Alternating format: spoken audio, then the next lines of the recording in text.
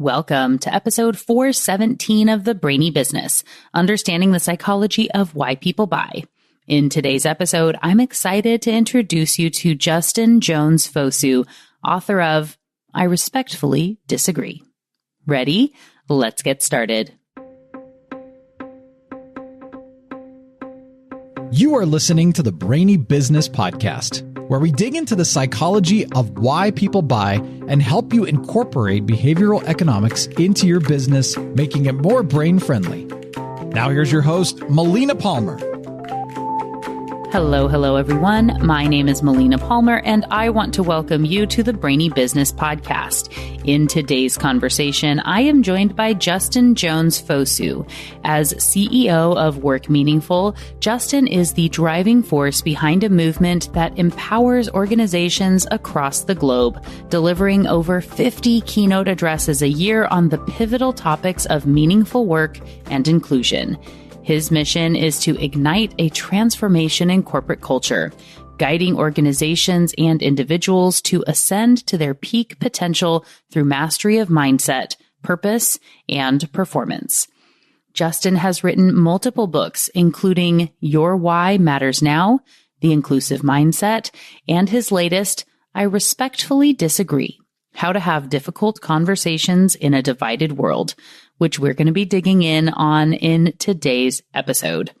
Really quickly, before we get into that conversation, I want to be sure you know that there are links in the show notes for my top related past episodes and books, ways to get in touch with Justin, and more. It's all within the app you're listening to and at thebrainybusiness.com/417.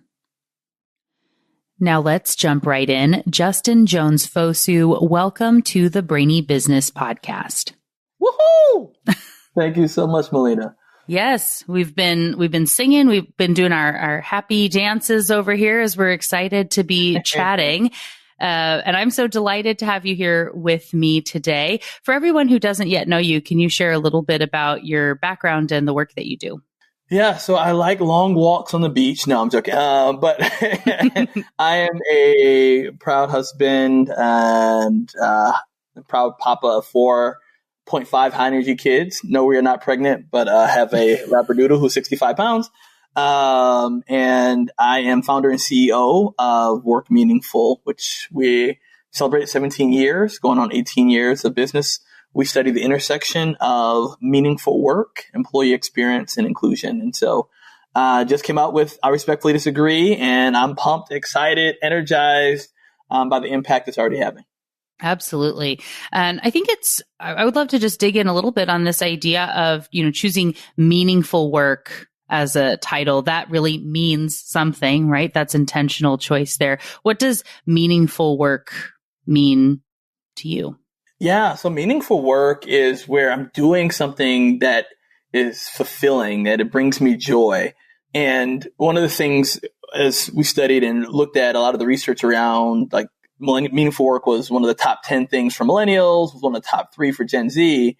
But it was always about kind of this external thing, right? It was about manager, the mission of the company, all these things. As we dug deeper into the research, there's great research by Rizanowski and Dutton in 2001, original job crafting research.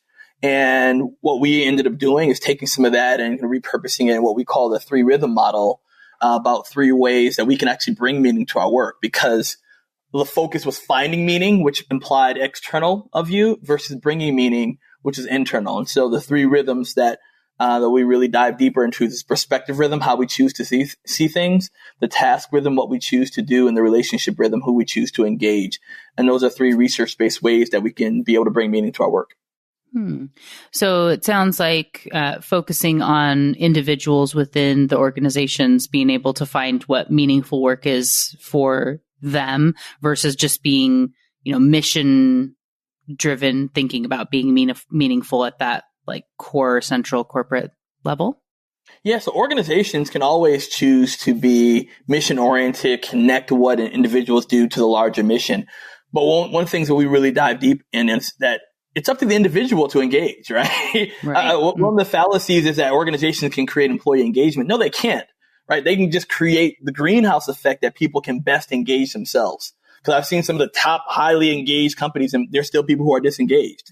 And So our focus is on focusing on who the only person that we can control. And so as an individual, I can show up no matter what. I mean, there's a great article about dirty work, and finding meaning in dirty work, and people who did, cleaned out the gutters or cleaned out sewer systems or factory workers. And it still showed how they were able to engage meaningful work based upon the people that they did it with. And so it's always up to us, no matter what situation, no matter leadership, compensation, benefits, what organization we're in, that we can choose to bring meaning to our work. Absolutely. I love that. It's the same as like, you can't create for someone to be motivated, right? You can't make them have motivation. You're tapping into motivation, but you're not manifesting it out of nothing. Yeah. We're having to. It's so good because it's like, when you find these places, it's almost the implication of around meaningful work is that, oh, this place is mission driven, or they donated this amount of money to such and such, and I'm now engaged in meaningful work. Rather than, and that's true from an organizational perspective, that could be very, very true. But it also, we can engage in meaningful work from here, from our hearts. And there's so many. I mean, I'm not, we don't have to dive deep into it, but I remember meeting this guy named Joseph at the Charlotte airport.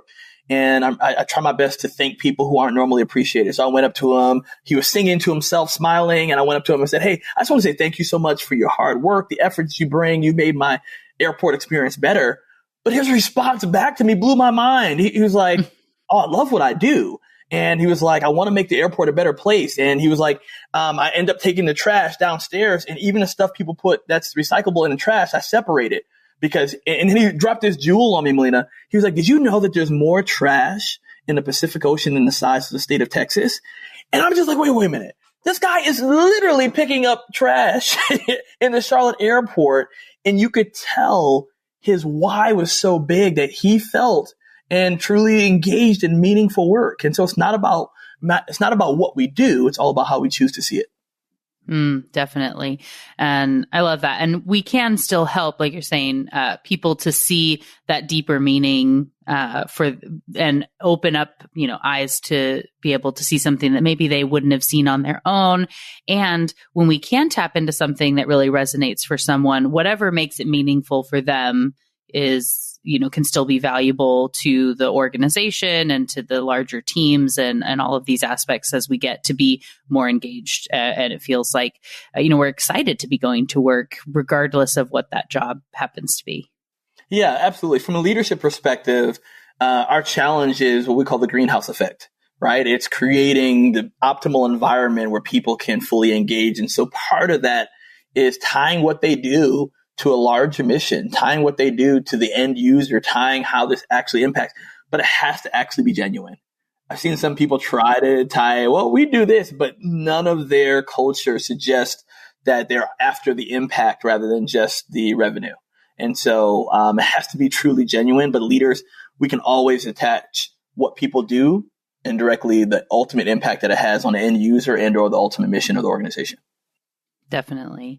So as we transition into the space of respectfully disagreeing with people, we of course would think, for it to feel meaningful, for us to be happy at work, everyone should be nice all the time. We never disagree. That's the goal, right? The aspiration. Yeah. Actually, I don't think it is the goal. Right. I mean, to your point, I know you're being facetious, but a lot of people feel like that's the way, like, oh, there's never going to be conflict. Conflict is not bad. Unhealthy conflict is bad. I have learned so much. We've have better output. We've had better results on our team because I'm very intentional with challenging my team to challenge me, to debunk this, to talk about how this won't work. And that healthy friction actually creates something better. I mean, it's one of the, I had during my MBA process, I had a really cool professor, like a Dead Poet Society type of professor, the late Robin Williams. And he would do stuff like have us sit in the middle of a circle for 10 minutes, not do anything, and then write a 10-page paper. But the best book that he had us read was a book called Dialogue, The Art of Thinking Together. And that was so transformative to me because it was not about how do I convince a person of A or how does B convince the other person of B. It's how do we create C together. And truly, that's one of the principles and pillars of respectful disagreement. Oh, I love that. And I'm such a big fan. I'll link in the show notes. We recently had Melina Vinsky was on talking about the mind wandering and the value that comes from just taking that space, like you're saying. And we can all be there's that shared moment to take a breath and to be getting through all of our own thoughts to then have that conversation, right? Is what I kind of take from what you're saying there. And so all that being said, though, I think so many companies and people within them and families and all the things, right? We're pushing to this space of harmony. And if we're not happy and smiling, at least externally all the time, then something is wrong. And knowing that often in that passive aggressive, saying something behind people's backs, that disrespectful agreement, space, that there's so much going on that I think people just sort of forget about and put off into the side when it feels like we should be happy all the time. And as you said, if there's no conflict, I really love when Dominic Packer was on the show talking about his book, The Power of Us, and we were talking about the power of dissent and how it's actually very difficult. People have to be engaged to be willing to dissent. And if they don't care, they're not going to be bringing something up that could be potentially problematic and whatnot. And so having an engaged workforce that has that meaningful work, right? They feel like they're a part of it, bringing up areas where they do disagree and say, hey, let's have this conversation. Let's talk about it, is actually a sign of health in so many ways and investment in the greater good. Yeah, 100%. I think when people feel like they can bring their full selves to work, when they feel like what they're doing matters, right? When they feel like the leader has created a space where their voice counts, right? Because oftentimes leaders, and we've seen this over and over again, they really just want people to rubber stamp what their decision is because we haven't trained leaders how to change their beat, right? And so we do this thing. I'm dual citizen of Ghana, United States. And so I have the drum you can see behind me. And so normally the best individual contributors are like, just killing it with a great beat. But then we make them leaders and we don't train them to shift their approach. So now they're as a leader, they're still doing versus our now goal as a leader is just to simply keep rhythm so that others are able to engage in their own unique approach and to shine in that way. And so as leaders, what do we do? Like part of our job is to create a space where we're not asking people to rubber stamp our ideas. We're orchestrating ideas and friction and culture to create best outcomes on our projects and our teams so that people don't operate from this place of what you called, disrespectful agreement. And that's one of the things that we didn't even realize we were trying to solve. We were just simply trying to solve this disrespectful disagreement where it's like, you're stupid, you're wrong, I can't stand you, I don't like your sweater, right? Actually, I do like your sweater. But instead, what we've done is this whole place of disrespectful agreement. We've created places on our teams where people don't speak up, where they don't challenge the status quo, because when they do, we initially and immediately just beat them down with, oh, I don't think that's a good idea, versus being more curious by asking more questions, by better engaging. And so I think those are some great things that leaders can do to create those cultures on their teams where they encourage friction and encourage curiosity from others. Great. For someone who's in a company, right, and they're realizing, oh no, we have too nice of a culture and we are running rampant with this disrespectful agreement, let's say. What are some tips? So we definitely don't want to be pushing into disrespectful disagreement, right? Where we don't want to be going there. But what are some steps for people as they're trying to change, whether it's just starting with themselves or they're thinking toward their teams, depending on what level of influence they have within the organization, to help shift from a culture of disrespectful agreement to respectul disagreement? Yes, yeah. Good job. Yep, perfect. I'm not looking at the chart. Now, right? So I'll approach it. I'll approach it from two ways. I'll approach it from the leader and I'll approach it from the individual. Great. So for leaders, there's three things that we really strongly encourage. Number one, to model the behavior. We can't stress that enough, of modeling how we create the spaces to allow people to disagree with us and actually to reward them. And I'm not talking about compensation, all that kind of stuff. But when somebody, if you're Melina, you say, you know what, I actually disagree with that statement. As a leader, instead of immediately beating them down, I'm like, oh, tell me more about that. And then coming back to that conversation to show how that disagreement actually helped us come up with a better result. So number one is model the behavior. Number two is to actually reward that behavior. But then number three, and this is the thing, is to actively seek out disagreement, to actually ask for people to give me a different perspective on that. Could somebody share an opportunity that is different than what we've come up with? Is there something that we're missing? When we as leaders create and ask those questions and reward people for being able to respond to those, because sometimes people are testing the waters. They're like, if I disagree, are they going to hit my hand? Or are they going to say something? But we have to actively reward that. So that's from a leadership perspective. From an individual perspective, there are things that we can do, and this actually applies to leaders too, but I want to apply from an individual. One of our first pillars from our 5 pillars of Bridging the Divide is challenge your perspective. And in challenging your perspective, one of the things that we found is that even myself, like I was confining myself to my circles of comfort. And I remember my mom, one of the first Black female air traffic controllers in the Air Force, she would tell this story about how she'd be stationed in Japan for 2 years. And there were some soldiers in that same 2-year time frame that never left base. And she was like, Justin, I don't want you to be like that. I don't want you to never leave your home base to not experience the beauty of people and cultures around you. But Melina, I realized I wasn't doing it because it was easy to stay within my circles of comfort. It was easy to talk with people who agreed with me. It was easy to not challenge my self-perceived beliefs. And I created something to challenge that. And I called it at that time, it was called the 6-month challenge that we now call the Circles of Grace Challenge. And it simply is this: every 6 to 12 months, I challenge myself to go to events, experiences, and or engage with people in either which I don't know a lot about or I disagree with. Now, you can do that at your company with employee resource groups, or talking to somebody who you know has an ideological difference, or even breaking down the silos if you're in marketing and talking to somebody in finance and asking them about their job and their roles and the priorities. Those are practical ways that we can begin to lean in and hear the stories and perspectives of others. Now, why is this important?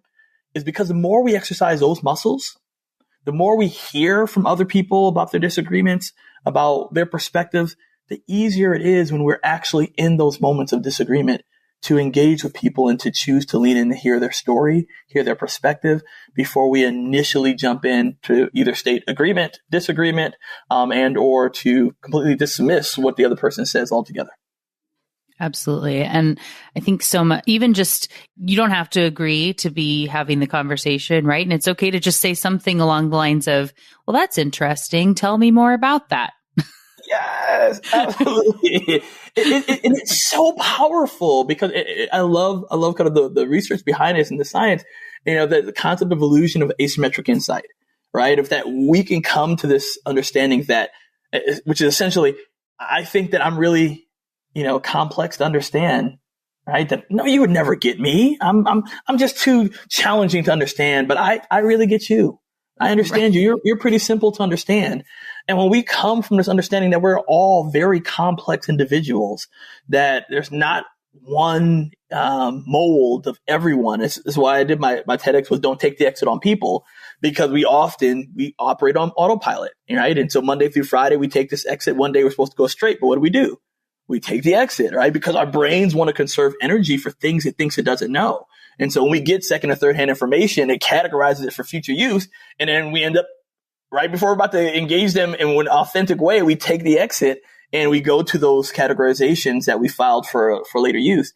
But what if we drove towards some really amazing humans? And challenging your perspective and creating a process to do that is one of those practical ways to hear people's stories intentionally and challenge the intentionality of our brains and conserving energy. But that's just one way we can do that.